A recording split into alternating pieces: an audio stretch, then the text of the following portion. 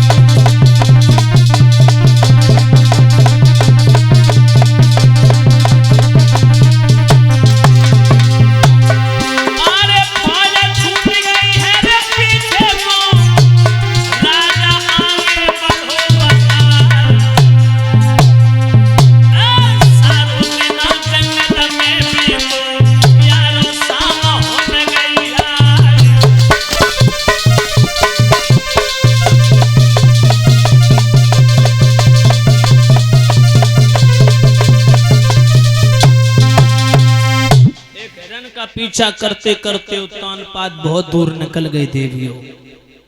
फौज के सिपाही पैदल थे, राजा घोड़ा पर सवार।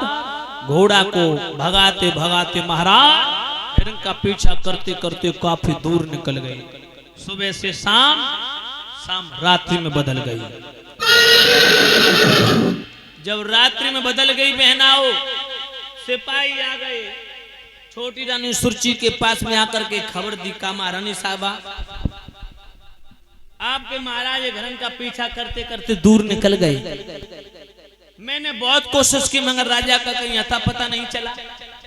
वो घोड़ा पर सवार में पैदल था, मैं उनका मुकाबला नहीं कर सका। रानी कहने लगी मेरे पिया लड़ाकू हैं, मौत भी उनसे पनाह मांगती है। तुम जाओ भोजन करो, आ रहे थके हो विश्राम करो, मेरे पति आते ही होंगे, बहुत लड़ाकू हैं। माताओं बहनों सिपाहियों ने भोजन पान किया, विश्राम करने लगे। रानी सुरची ने तनक भी इंतजार नहीं करो बहना, राजा को के मरियो के जिंदा है। हाँ चुपचाप बने 15-20 रोटी खाई, थोड़ी बहुत नहीं 15-20, और खाए पी के चकाचक होके बिस्तर लगाए, अंदर से कुंडी बंद कर दी कि कुत्ता बिल्ली ना परेशान करे। हाँ बिल्कुल सो जाओ, आराम से पैर पसार के गहरी निद्रा में सो गई। जो माताओं बहनों गहरी निद्रा में सो गई। अब राजा आओ बेचारो, सारे दिन तो हिरण के पीछे भागता रहा उत्तानपाद। दरवाजा खटखटाया, छोटी रानी दरवाजा खोलो, दरवाजा खोलो। छोटी रानी, छोटी रानी, आहा कोई है नहीं क्या? सबके सब मर गए। दरवाजा खोलो।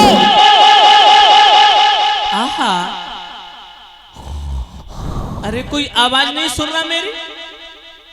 दरवाजा खोलो। छोटी रानी, छोटी रानी, छोटी रानी। अब दरवाजा खोलने वाली जाग रही हो, सुन रही हो, तो दरवाजा खोल दे। गहरी नींद में सो रही। राजा समझ गए एक वो भी औरत थी।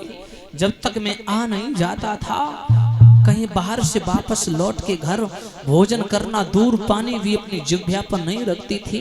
दरवाजा बंद करना दूर रहा, दरवाजे पर खड़े होकर के मेरे आगमन की प्रतीक्षा किया करती थी। एक ये भी रानी, धिक्कार है मेरी जिंदगी को, जो मैंने धर्मपरायण एक पतिव्रता औरत को ठुकरा दिया। अब राजा उत्तानपाद को बड़ी रानी सुनीति का ख्याल आया।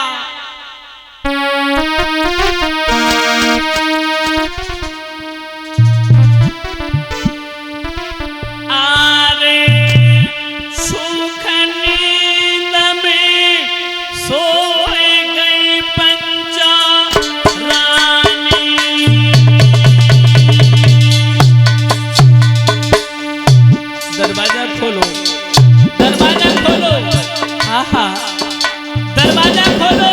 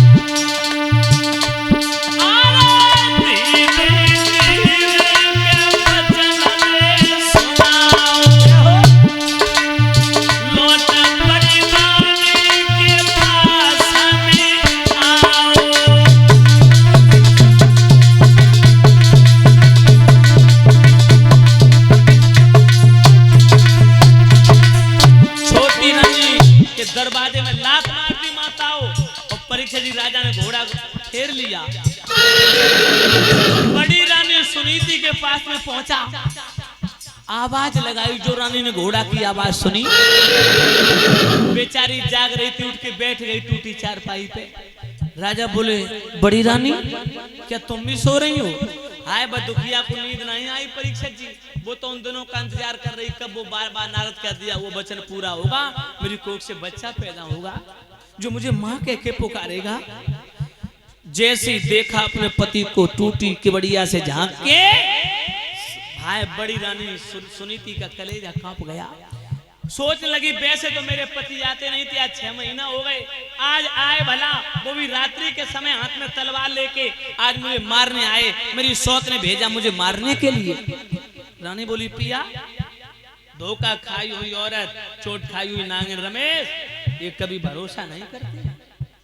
आज उसी समय मैया सुनीति बोली, पिया इतने निर्दयी बन गए, निठुर बन गए, जो छोटी रानी के कहने पर मुझे मारने के लिए चले आए। भला मैं तुमसे कुछ मांगती तो हूं नहीं, जो की रोटी